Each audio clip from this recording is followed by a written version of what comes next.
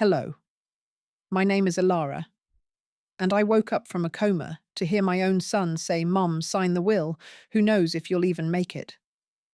That's when I realized I wasn't waking up to heal, I was waking up to survive something worse. You ever feel that kind of betrayal? The kind that doesn't scream, but sits quietly beside your hospital bed, holding a pen. If you've ever been underestimated or treated like you were already gone, stay with me, because this story, it's not just about loss. It's about taking back everything they thought you were too weak to protect. I haven't opened my eyes, but I can hear every word my son says. She might not make it. We need the paperwork signed. The voice pierced through the gauze of unconsciousness, like a drop of ink falling into still water. The machines hummed, the air smelled of antiseptic, and somewhere beneath the heavy weight of anesthesia and injury, a single thread of awareness stirred. My body stayed limp, obedient to the state I'd been in for weeks, but my mind latched onto the sound. The words weren't blurred. They weren't misheard. They were clear, sharp-edged with intent. I wanted to believe I was still dreaming, still in that fog of half-life. But dreams don't carry that tone, calculated, hushed, but not tender. It was Liam's voice, unmistakably his. Familiar, yet foreign. That cold precision did not belong to the son I once held, the boy who used to rest his head on my chest and breathe to the rhythm of my heartbeat. "She's not conscious yet," came a second voice, female, gentle, younger. "Vitals are stable, but no change." That must have been the nurse.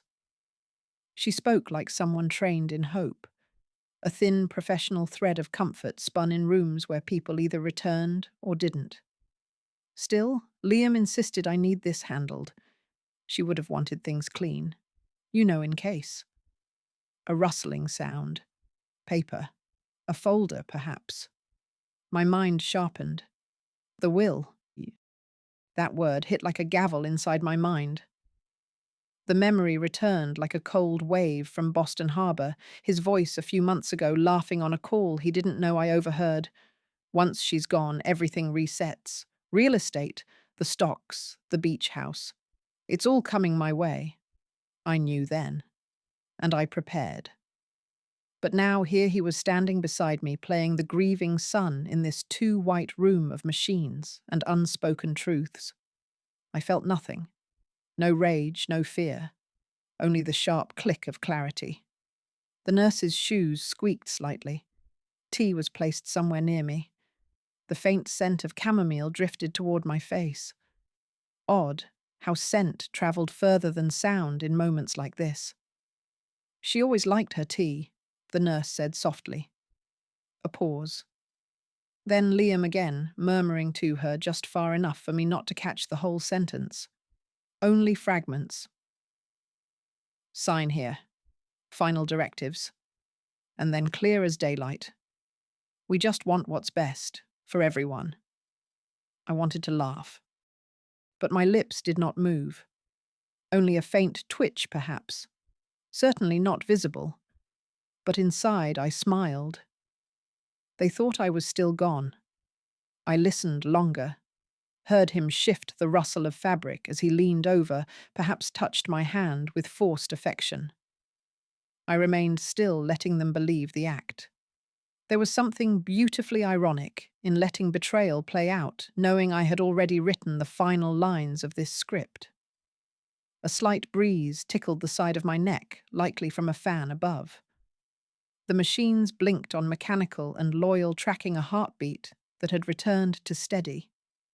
No alarms, no drama, just a woman lying still remembering. I felt my fingers curl slightly, just once, just enough to remember they still obeyed me.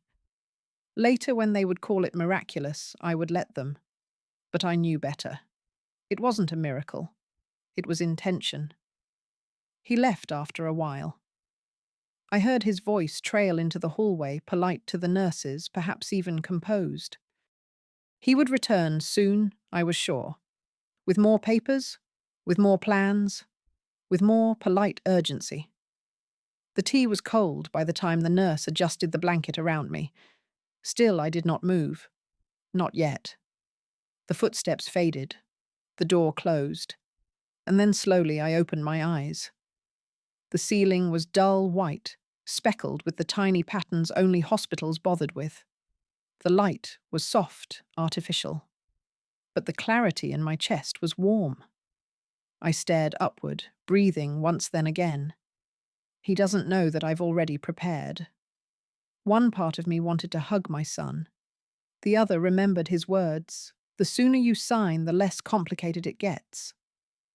The morning light streamed in gently through the slats of the hospital window blinds, painting slender golden stripes across the blanket pulled up to my chest.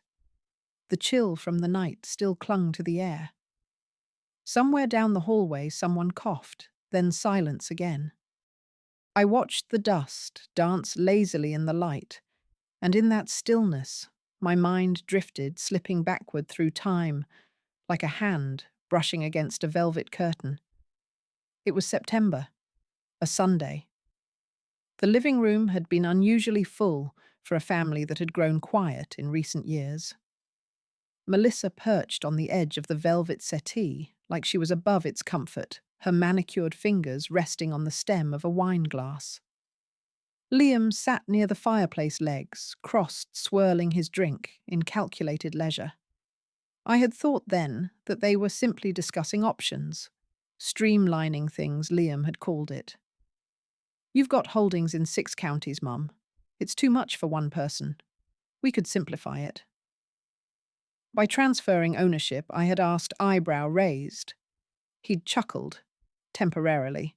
Just legally cleaner, that's all. But Melissa's voice had betrayed the game. She hadn't meant to be heard, just a careless whisper when she thought I was in the kitchen.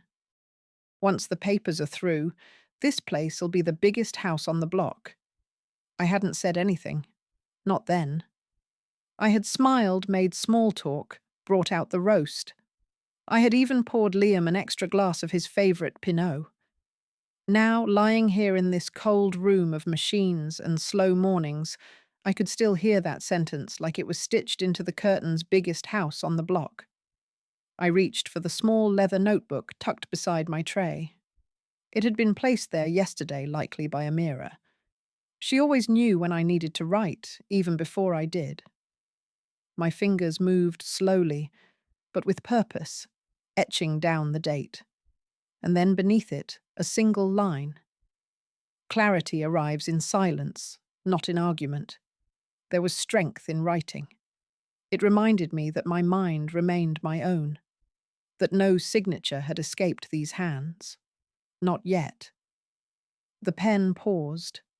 Another memory emerged, less filtered this time. A phone call, unintended, half heard from the upstairs landing. A week before the accident. Liam again. But not the Liam I had raised. This one laughed into the receiver. Look, all I need is for her to be out of the picture for a bit. Unresponsive. That's enough. After that, I can do the rest, legally airtight. The clink of ice, a muffled laugh on the other end. I had stood there, frozen, holding a stack of towels I no longer remembered folding. I hadn't confronted him. Not directly, but I had called Elara that night. She was calm. She always was. Be careful, she said. Don't confront. Prepare. So I did. And now here I was, playing the still patient, the half-there mother. But the mind beneath this hospital gown was sharper than ever. The door creaked open, slow and routine. Footsteps padded across the linoleum. Zoe. She entered with her usual quiet grace, holding a small white teapot with both hands like it was sacred. The steam curled upwards, catching the light. Elara, she said softly. Your chamomile. I smiled. Not a broad one. Just enough. She set the tray down and began fussing with the pillows behind me. I shifted ever so slightly the corner of my notebook, peeking from under the blanket, its leather still warm from my hand. Let the scene begin. Elara smiled faintly as Zoe stepped in with the teapot, a signal that the performance was about to begin. Zoe's eyes didn't ask anything, but they knew I hadn't forgotten, I just hadn't spoken yet. The late afternoon filtered in quietly, casting soft golden lines across the floor from the half-open blinds. There was a hush over the ward, the kind of stillness only hospitals in November carried, a stillness punctuated by distant wheels, turning, and the occasional cough that echoed down a sterile hallway. The chamomile lingered on the air, sweet and faintly floral. It reminded me of winter mornings years ago, the kind I used to spend alone in the sunroom, fingers wrapped around a porcelain cup steam, curling up like secrets never told. Zoe had chosen chamomile for a reason. She stood by the windowsill, now rearranging the vase of carnations the nurses rotated weekly. She didn't speak, didn't hover, just waited. My fingers traced the weave of the wool blanket covering my lap.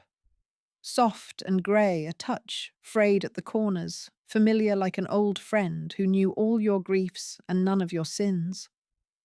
My body slumped, as if tired, but it was performance.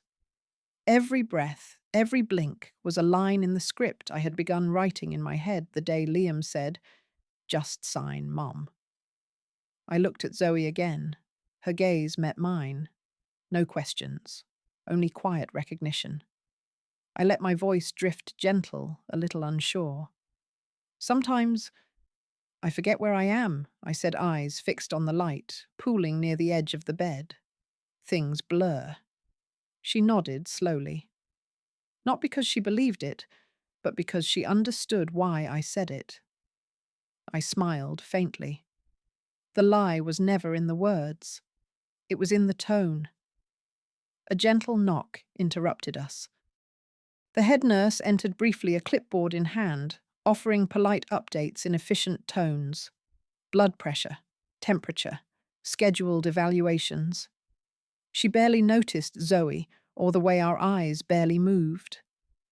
When she left the room, folded back into its quiet rhythm, Zoe came closer, the tray of tea still untouched between us. "The tea's getting cold," she said softly. I reached under the pillow and retrieved a small envelope, plain, unmarked, sealed with a strip of tape, folded with care. I held it out. "Could you keep this for me?" I asked. She took it without hesitation. Her fingers brushed mine, not a handshake, not an embrace, just the soft acknowledgement of something changing between two people. Trust doesn't always arrive with declarations. Sometimes it slips in like the rustle of paper in a quiet room. She tucked the envelope into the inside pocket of her navy blue cardigan. No questions. Inside the envelope was a handwritten note. A string of numbers and symbols, the access codes to the trust account I had quietly shifted everything into last summer. Amira had helped me structure it airtight and irrevocable. But the code that was mine alone, until now. I watched Zoe's face, but she offered nothing. That too was a kindness. "I didn't know who else to give it to," I said. She straightened the corner of the blanket near my foot, smoothing it down like a ritual. "I understand," she replied. There was a pause, not uncomfortable, just filled with the scent of steeped chamomile and the gentle murmur of the world continuing outside. Then she asked, as she adjusted her sleeve, voice calm and direct, "Is there anything else, Mrs. Elara?" I smiled, letting the corners of my lips rise with just enough weight to suggest more to come. "Not yet," I said. "But there will be. When people think you remember nothing, they'll say everything right in front of you."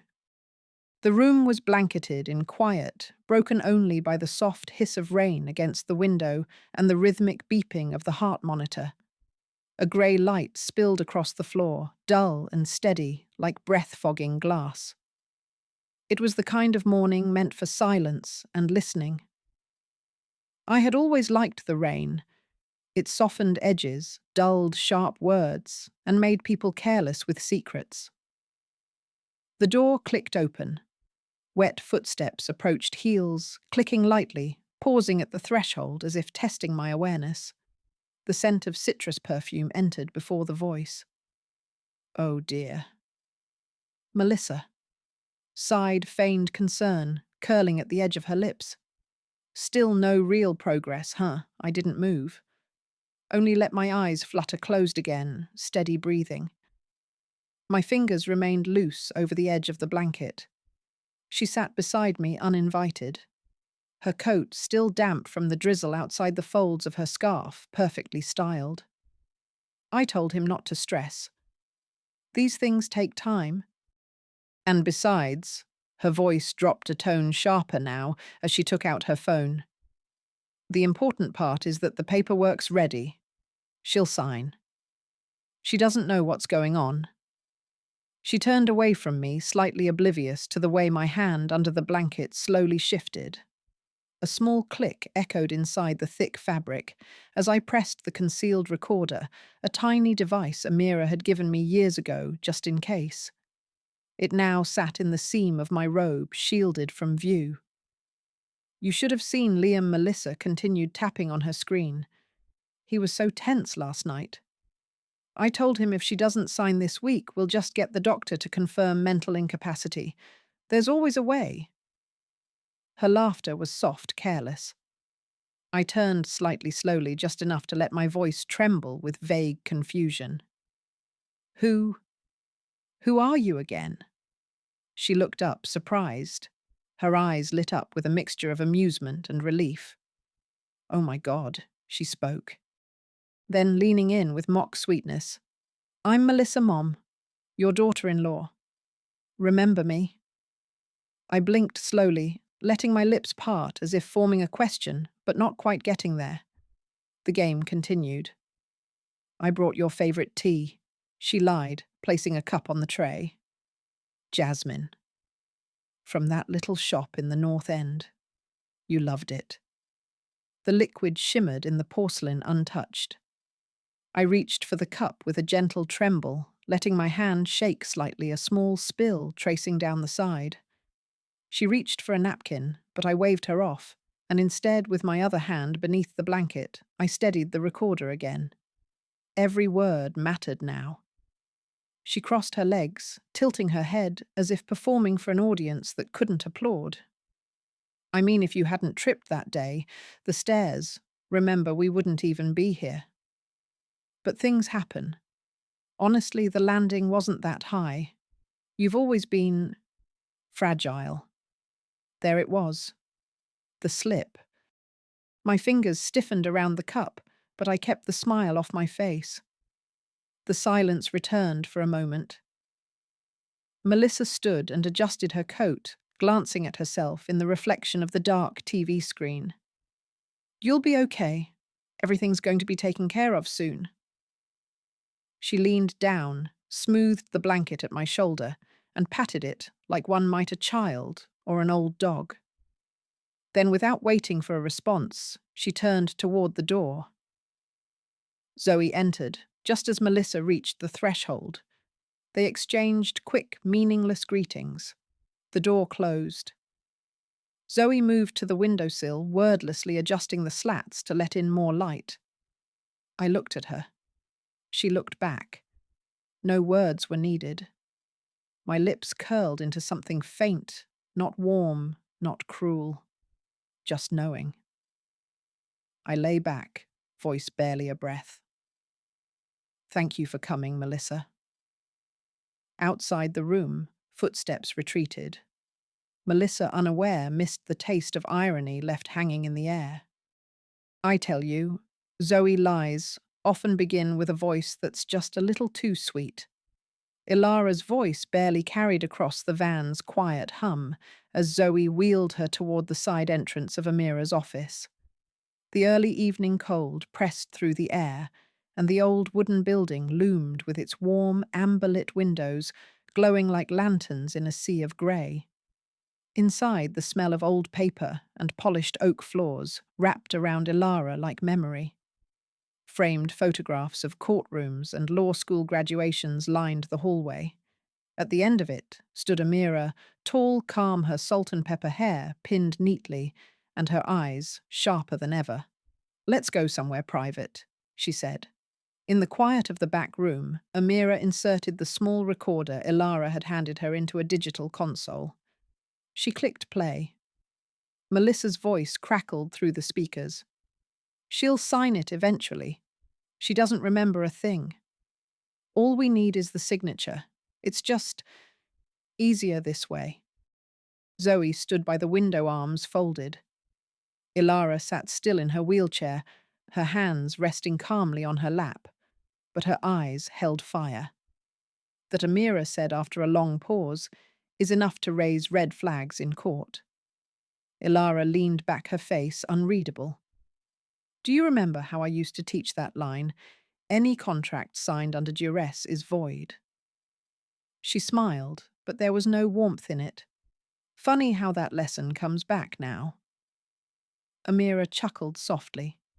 "You've always had a way of being prophetic." The room fell into thoughtful silence. Outside, a tree branch tapped against the glass, steady as a heartbeat. "Liam came to me when I was still under heavy sedation." Elara began, her tone surgical.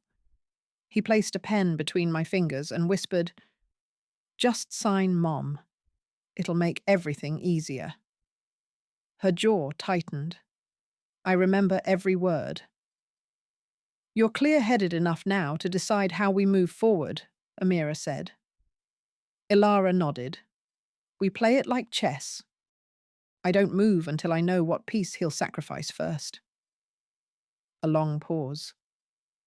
"If I were to die," Elara asked, her voice suddenly frigid, suddenly in my sleep, or from an accidental fall, "would that be enough to trigger an investigation?" Amira's fingers tapped the desk. She did not blink. "Yes," she said at last.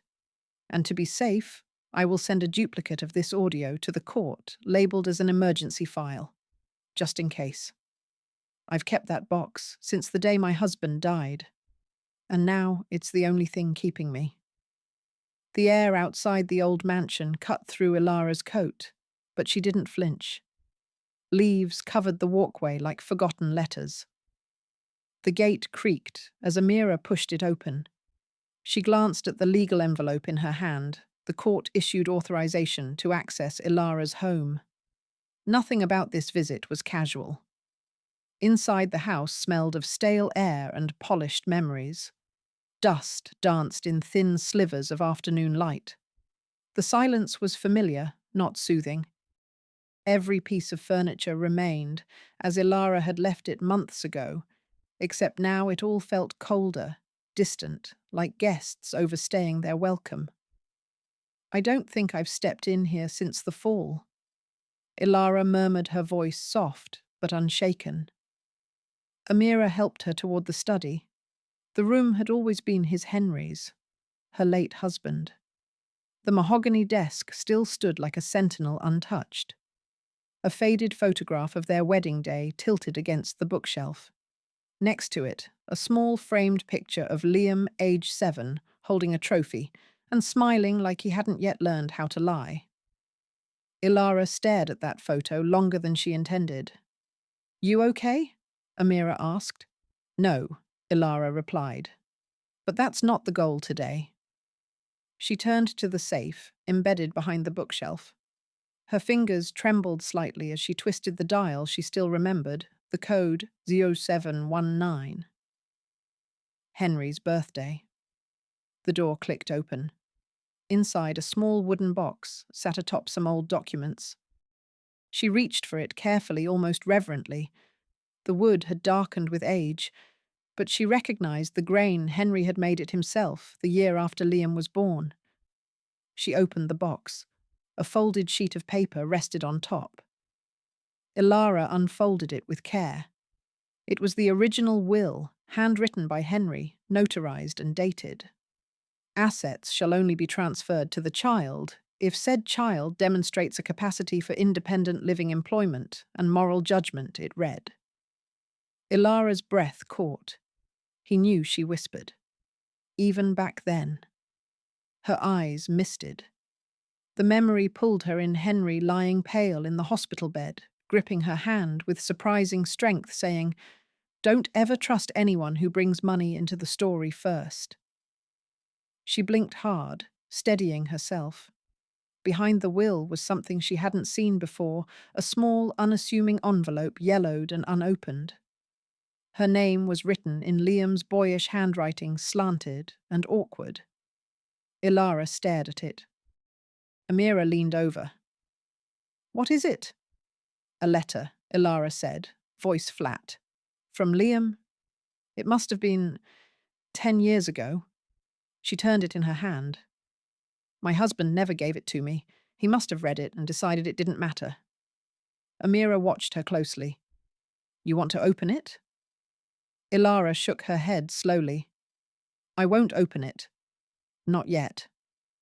Not everyone remains silent out of fear. Some choose silence to hear the whole truth. The small cafe across from the hospital had changed little over the years, flickering light bulbs, booths patched with duct tape, the scent of burnt coffee and disinfectant in the air. It was the kind of place that absorbed secrets better than it did sunlight. Elara sat by the window in her charcoal grey coat hands, wrapped around a lukewarm mug. Zoe was nearby, pretending to browse the menu, a tiny device stitched into the lining of her jacket pocket, blinking silently. The bell above the door chimed. Clara entered like a gust of Boston wind coat, buttoned high scarf, faded but neat eyes alert. She hesitated at the threshold before spotting Elara and walking over with that same careful gait Elara remembered. They hadn't seen each other in nearly a year. Elara, Clara said, sitting down slowly. "You look stronger." "I'm alive," Elara replied. "That surprises a few people." Clara gave a small nod, understanding the weight behind the words. There was no need for formalities. "I didn't know where to reach you." Clara began, her voice low. "After the fall, they changed the locks. Melissa said you were in no shape to manage your affairs." Elara stirred her coffee but didn't drink it. She always did prefer decisive narratives. Clara folded her hands, fingers fidgeting with her wedding band. "There's something I need to tell you. Something I saw." Elara leaned forward subtly. "I'm listening." "It was about a week before the accident. I was cleaning your office. Melissa didn't know I was there. She came in, opened your file drawer, and pulled out a folder with bank documents and your medical proxy." Ilara's brows rose faintly. "She didn't have a key to that drawer." Clara nodded. She used a flat pin, like she'd done it before. There was a silence between them, broken only by the hum of the coffee machine and Zoe's soft, practiced movement nearby. "I confronted her," Clara said. "Asked why she needed those papers." She smiled and said, "Don't concern yourself, Clara. You're just here to clean." Ilara's jaw tightened. "The next morning I was let go. No explanation. Just gone. You think she saw you as a threat?" Clara nodded slowly. "I don't want money, Elara. I want you to be treated fairly. That family, they don't deserve what they're trying to take." There was a stillness to Clara's gaze, the kind Elara recognized from courtroom witnesses, not dramatic, not bitter. Just unshakably true. Then Clara opened her purse and pulled out a folded envelope. "I wasn't sure if it meant anything, but I printed this. Melissa left her email open one day while I was dusting. Inside was a black and white printout of an email thread between Melissa and a name Elara didn't recognize, Lawrence D. Harmon-esque. The subject line read, 'Urgent power of attorney push,' and in the body, a chilling line. 'If Elara refuses, we have options.' The fall might have softened her, Let's act soon. Elara felt the air shift in the room. Her fingers didn't tremble as she folded the page back into thirds. She placed it in her coat pocket, tapping it once lightly. This was the final piece I needed. The first time I saw Liam afraid was when I said nothing at all. Morning sunlight stretched across the hospital floor, casting gold into the corners of Elara's room. The air smelled of disinfectant and overwatered chrysanthemums, the kind Liam brought in whenever he wanted to paint himself as the devoted son. He entered without knocking, a bouquet in one hand, a folder in the other. His coat was pressed, his smile polished. But there was a tightness behind his eyes Elara hadn't noticed before, or perhaps hadn't chosen to acknowledge until now. "You're looking better, Mum." His voice was a practiced blend of warmth and caution. "I'm healing," she said, sitting upright without Zoe's help. The blanket was neatly folded at her feet. Her hair, though thinning, was combed. No signs of confusion today. No misplaced names. Just silence and composure. "I thought these might brighten your room." Liam set the flowers on the table near the window, and "I brought the paperwork again, just in case you felt more up to it." He held out the folder casually, as if it were a menu. Elara didn't take it. Instead, she looked at him. Just looked. No tremble, no question. And that more than any shout or accusation made him blink. "When you were young," she began, her voice soft, "you once took $20 from my purse. I raised my voice so loud the neighbors thought I was chasing burglars. Do you remember?" Liam chuckled uneasily. "I was 6. "Yes," she said, eyes narrowing slightly. "And you cried not because I scared you, but because you were caught." He shifted, opening the folder halfway. "Mum, this isn't. Do you remember what your father wrote in his will?" She interrupted, her tone still gentle. "The part about proving yourself first." Liam paused the paper, trembling slightly in his hand. "Dad didn't mean it literally." "He did," Elara said. "And I do too." The folder remained untouched between them. Sunlight fell on the title, Power of Attorney Request. She placed her hand on it, not to sign, but to still it. "Signatures require clarity," she said. "Today I have that." Liam opened his mouth, then closed it. He reached for the folder again, but Elara stopped him, not with force, just with a question. "Would you like to hear Melissa's voice?" The unedited version. He froze. From her nightstand, Elara picked up a small black USB. She held it out. "I thought you might want a copy." Liam didn't reach for it. His jaw tightened. A vein pulsed at his temple. He stared at the USB like it was something alive, something dangerous. "I see," he murmured. He turned away, walked toward the door, and paused. For a moment, Elara thought he might say something, but he only exhaled low and tight. Then he left.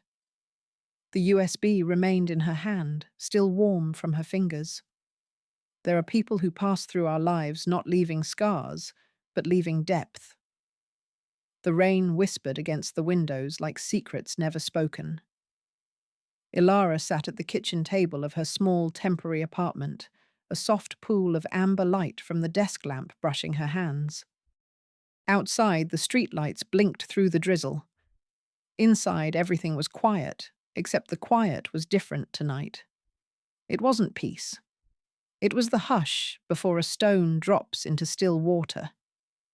The envelope lay in front of her, 10 years untouched. The paper had yellowed at the edges, and the ink on her name had faded. But the handwriting Liam's was unmistakable, angular, rushed, not yet polished with adulthood or shame. She ran her fingers along the fold, once then opened it. The letter was brief. "Dad, I've been thinking. There's this startup idea and I need capital. I know Mum would never agree, she's too careful. But maybe You could help. Use something under her name. She doesn't have to know, not until it pays off. It's for all of us eventually. Liam Elara read the lines again and again until they etched themselves into her pulse. He had already begun back then. Her husband never showed her this letter. Maybe he hoped it was just a foolish moment. Maybe he thought shielding her was mercy. But in doing so, he had given the seed a chance to grow unchecked. And now, here it was, a tree of entitlement, bearing poisoned fruit. Elara folded the paper carefully, not tearing it, not crumpling. Her hands trembled, not from weakness, but from knowing. From clarity finally settling where doubt once loitered. She didn't cry. There was no room left for shock. Instead, she pulled an empty page from her drawer. The pen was heavy in her grip, and each stroke deliberate. I forgive the mistake, but I will not forget the consequence. She placed the note into a clean envelope, pressed the flap closed, and sealed it with a single steady breath. I didn't lock the door, but they knew once inside they'd have to listen to me. The therapy room smelled faintly of mint tea and alcohol wipes. Noon sunlight filtered in through high windows, casting soft lines across the pale linoleum. A circle of chairs had been arranged deliberately, no podium, no distance, just space and presence. A tray of water glasses stood on the side table. And in the center, on the coffee table between the chairs, a small recorder blinked red on and recording. Elara sat already in her place, back straight, scarf draped neatly over her shoulders, fingers resting lightly on the arms of her chair. Her eyes didn't wander. She waited. Liam entered first. Then Melissa, her heels too loud for a hospital. Zoe stood quietly in the corner, arms folded, observant but unreadable.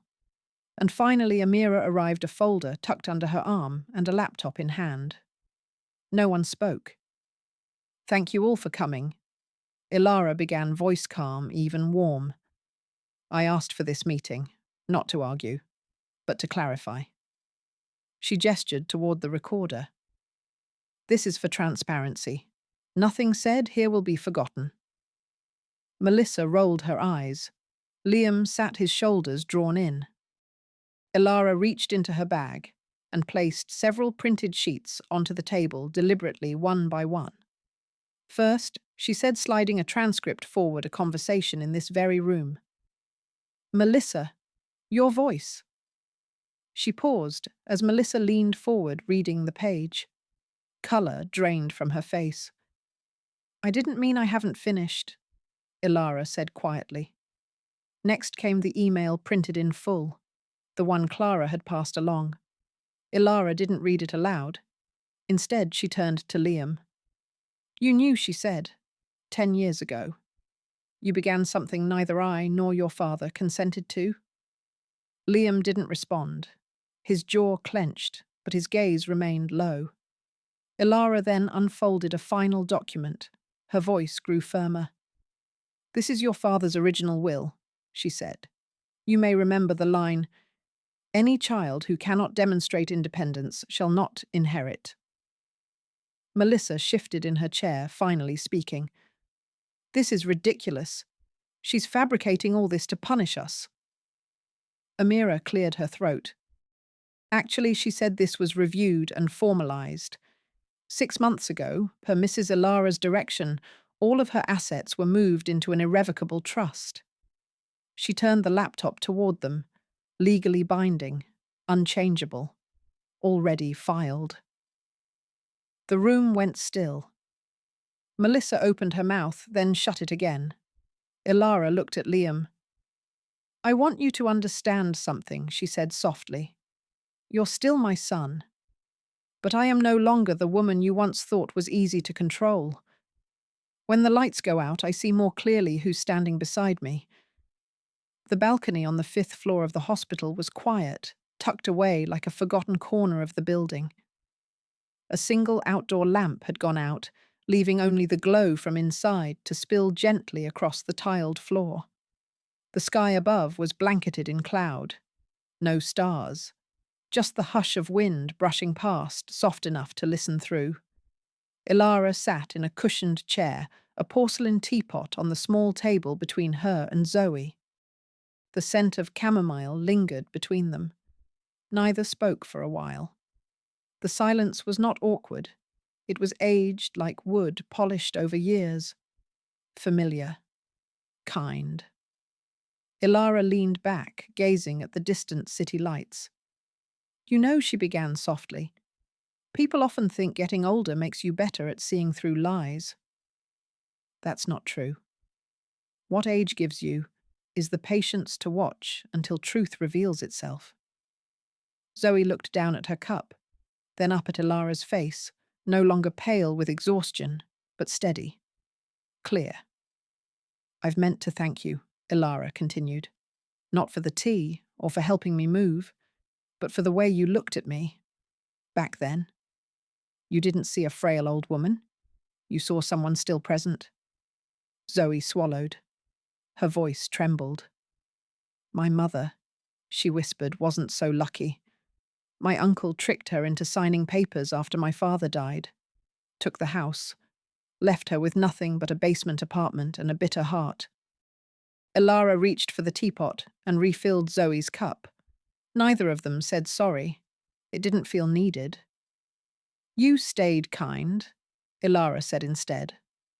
Zoe nodded, wiping at her eye. A light knock behind them announced Amira's arrival. She stepped out, coat still on folder under her arm. "I hope I'm not interrupting," she said, easing into the third chair. "Only if you brought pessimism," Elara teased. Amira smiled. "Not tonight." They sipped in peace for a moment longer before Elara leaned forward, voice lower now. "I've been thinking," she said. "What happened to me, what happens to people like me, isn't rare.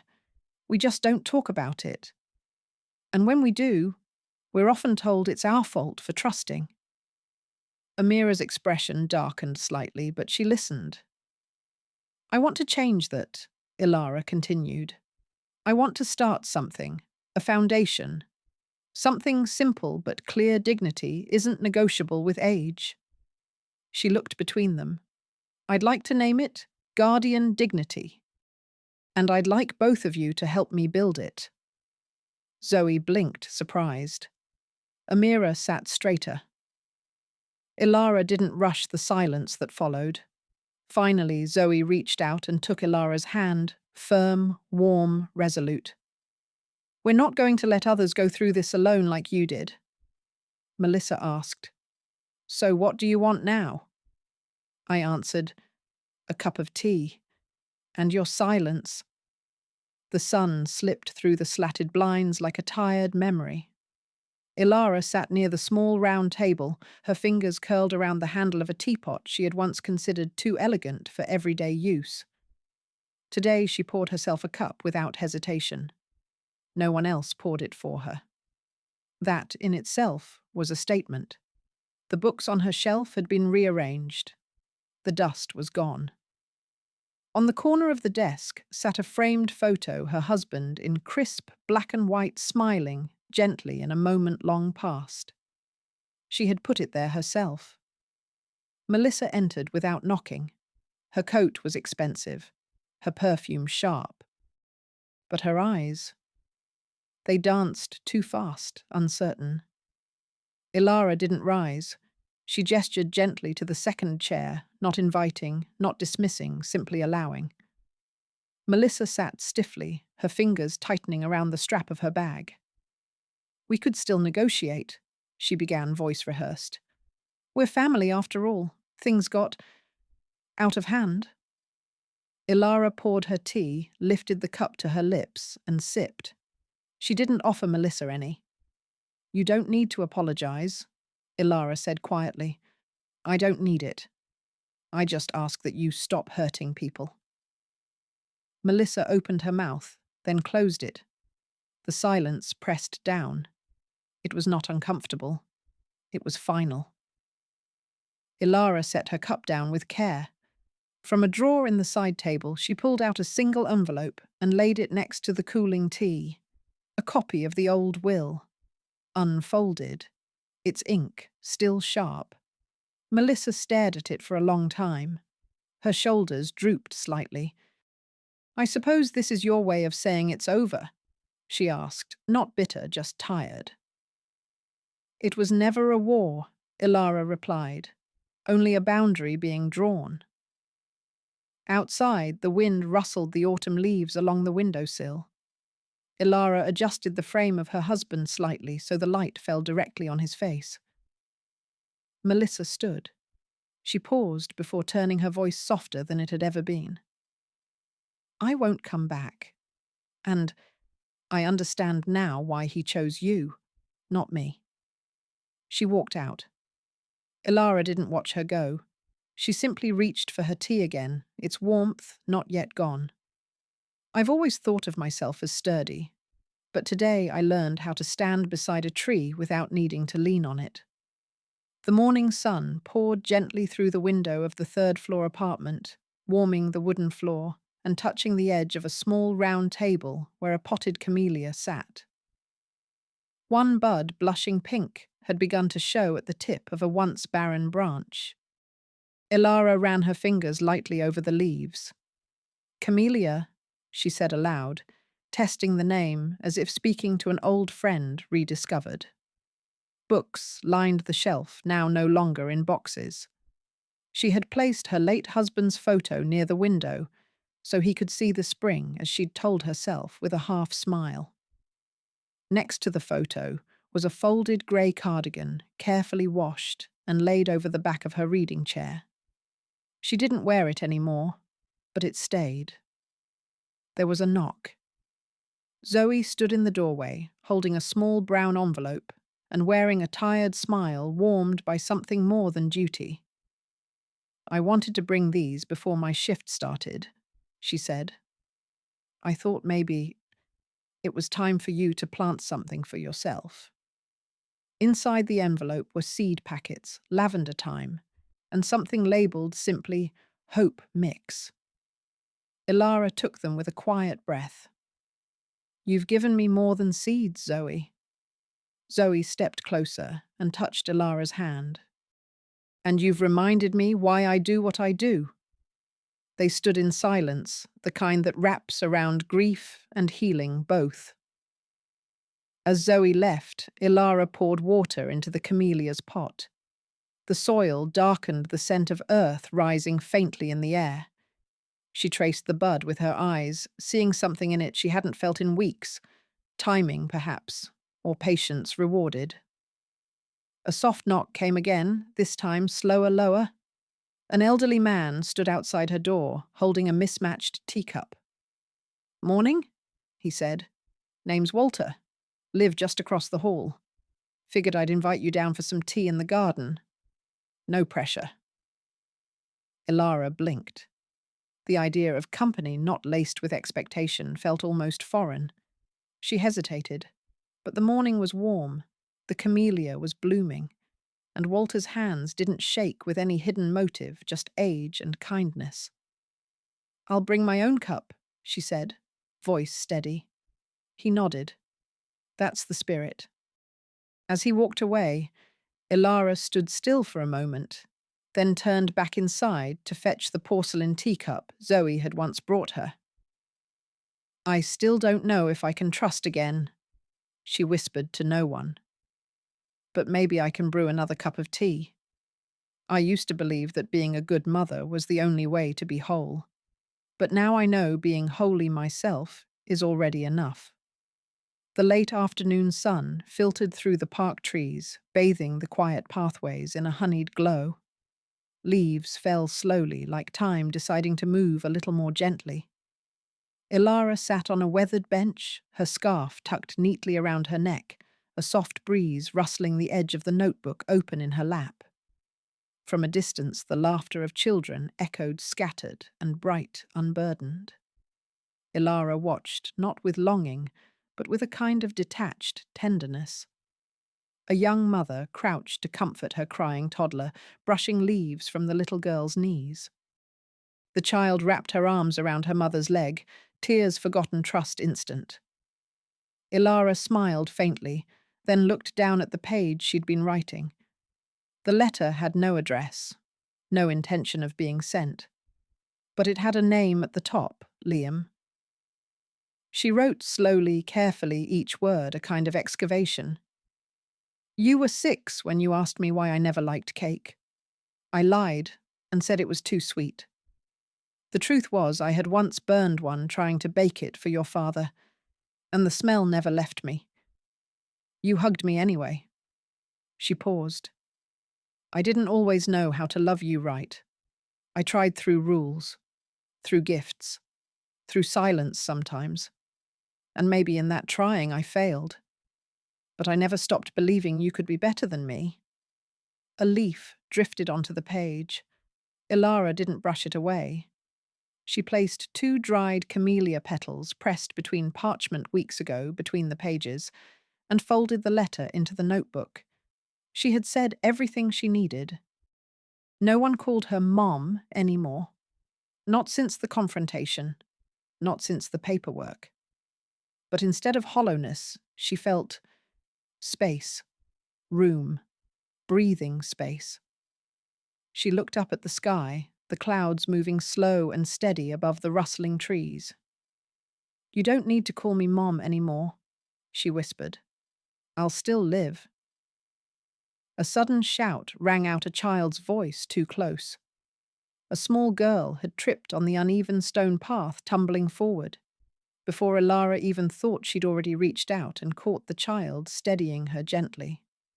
The girl looked up, wide-eyed and flushed.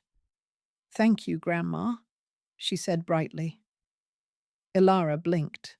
Then she laughed deep and soft and full, for the first time in what felt like seasons. That works too, she said, and meant it. They send me letters they never dared to give their children. I call them the hidden memories. The room was nothing special, not by design. Just a former break room tucked behind the north hallway of the community centre. But Elara had claimed it with quiet purpose. Now it glowed with meaning. Soft sunlight falling through thin white curtains, the walls speckled with pinned photos, each frame humming with unseen words.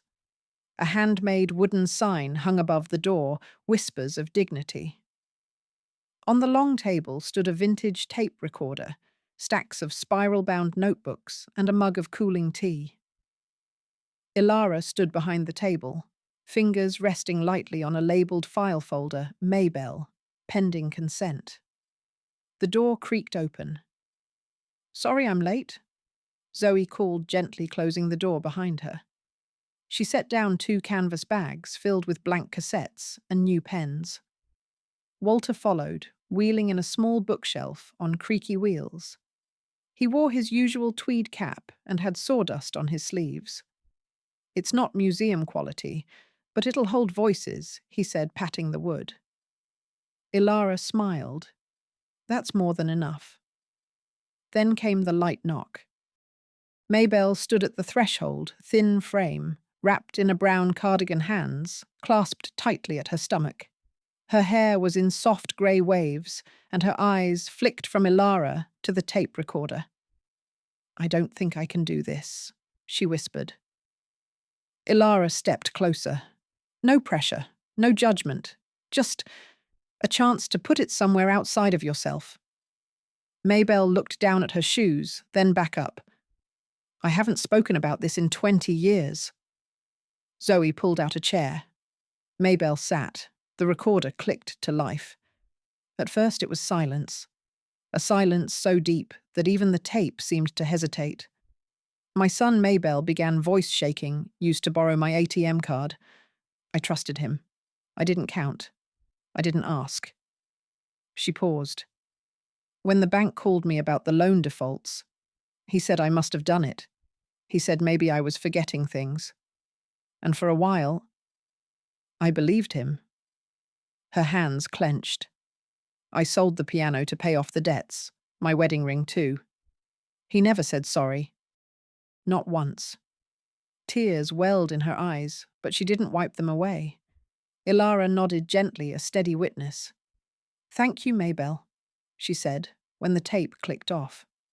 Maybelle whispered, "I've never told that story to anyone." Zoe gently took the tape, labeled it Nameless Wounds, 2025. M.B. Walter set it on the second shelf of the new cabinet next to two others. 3 stories. 3 truths, no longer silent. More were coming. Zoe stayed behind to finish labeling the tapes. Elara moved slowly, fingers tracing each spine, each square label written in blocky black ink. Some were names, others initials. Some bore only a date and a phrase. She stopped calling. He kept the title deeds. No one believed me. This wasn't just a cabinet. It was a ledger of pain no court had time to read. Walter, now seated on a low stool by the window, pulled something from his coat pocket. "Thought you might like this?" he said, placing a small object in Elara's palm. It was a pocket watch, worn silver warm from his hand. The glass face was scratched, but intact. It ticked faintly. "My father gave it to me when I retired," he said. "I never really liked it. Always felt it counted down instead of up." Elara turned it over. "But I think you'll use it differently," he added. "Not to mark time lost, but to remember that time spent telling the truth is never wasted." She closed her fingers around it, the tick steady in her palm. "I'll keep it here," she said. "In the top drawer. For the ones who speak." She turned to Zoe, who had now pinned a new index card on the bulletin board above the tape rack. Written in Zoe's careful hand were the words, "If no one believed you before we do now." Elara stepped back. The room had no plaque, no ceremony, but it vibrated with presence, with memory. They weren't fighting anymore. They were listening. As Zoe locked the cabinet, Elara took one last look at the sign on the door, Whispers of Dignity. Then she peeled a small square of paper from her coat pocket, written in her own hand. She stuck it right below the sign. It read, "Memory Archive. Only opens with courage." She didn't need to say it aloud. The walls had already heard, and they would remember. There was no ceremony, no flowers. But 3 people sat with me, and that was enough.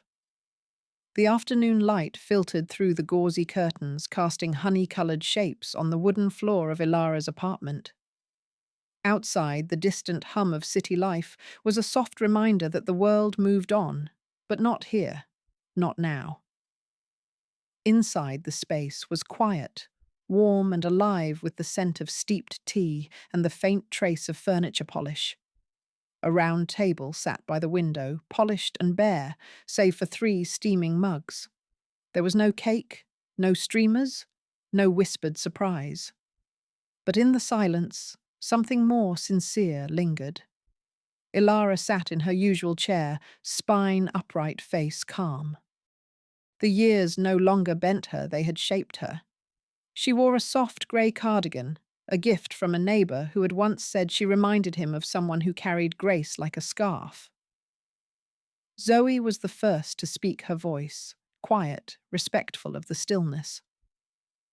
"Happy birthday," she said, placing a simple package on the table. It was wrapped in craft paper tied with string. No ribbons.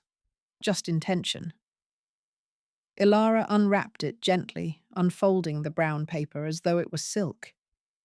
Inside was a notebook, blank leather-bound, its cover soft and worn.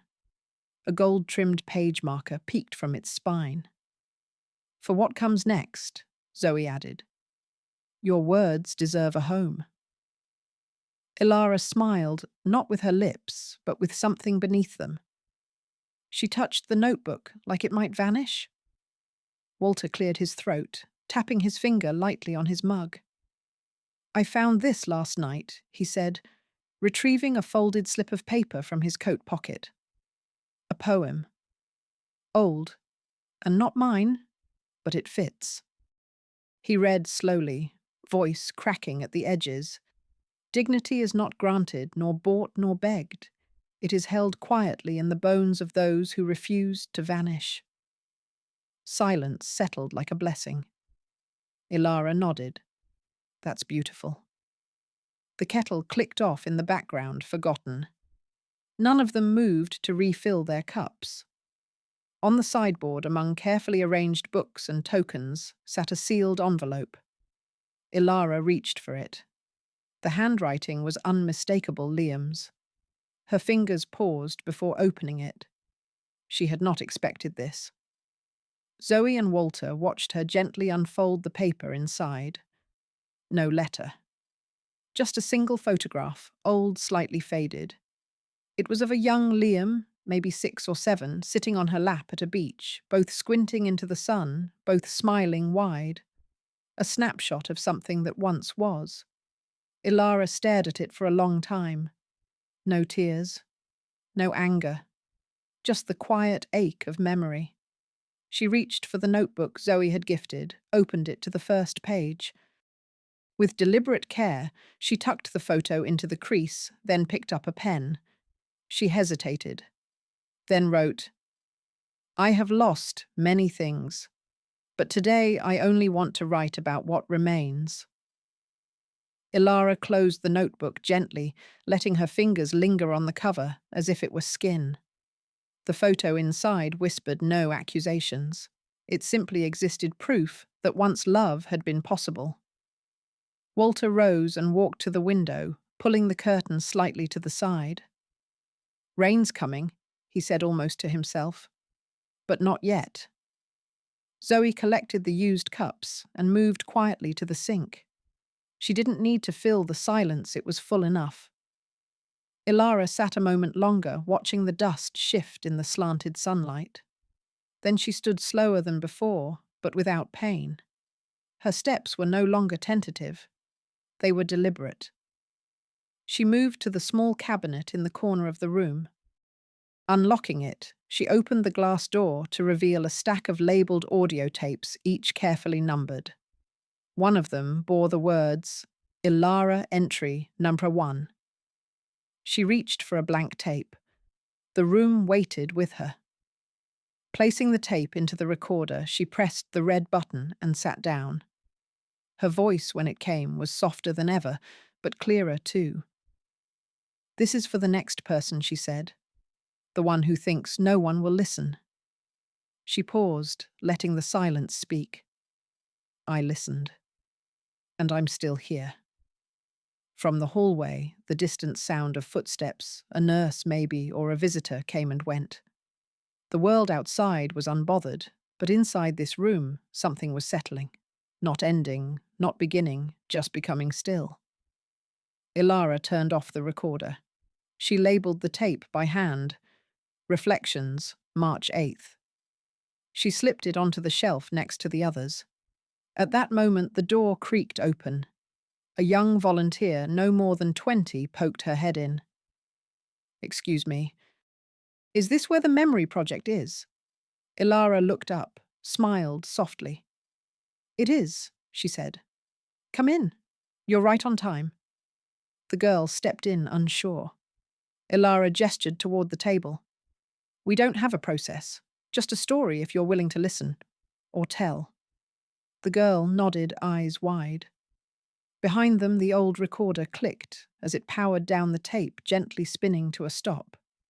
Outside, the clouds finally opened rain, falling soft and slow, tapping against the window, like someone knocking gently, not asking to come in, but just to be heard. Inside the cabinet, the red light on the recorder blinked once and stopped. The room stayed warm. The stories were safe. And somewhere in the quiet, a life no longer forgotten continued to speak. She didn't need applause nor a courtroom's gavel to mark her victory. In the quiet of her modest apartment, with tea cooling beside a shelf of recorded truths, Elara had already won, not over her son, but over the silence that once made betrayal feel eternal. Justice may arrive late, but it resonates like the final chord of a long-forgotten melody, haunting, necessary, and unforgettable. Dignity, once taken, can be reclaimed not through anger, but through preparation, clarity, and unwavering will. Sometimes it only takes one woman choosing not to bow, for 1,000 others to stand. Has this story stirred something in you? Share your thoughts in the comments. We read every word. If this moved, you don't forget to like and follow Grandma Stories 6 for more tales that speak to the quiet strength within us all.